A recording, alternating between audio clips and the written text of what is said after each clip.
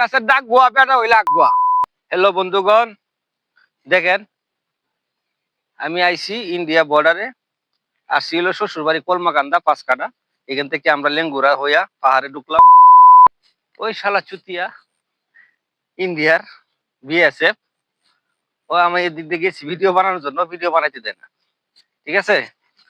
তো ওরে কি কমু, ওখানে ভিডিও বানাতে অনেক কিছু বলা যায় না, সেই কারণে অনেক কিছু বললাম না। তো আপনাদের সাথে ভিউটা দূর থেকে শেয়ার করলাম।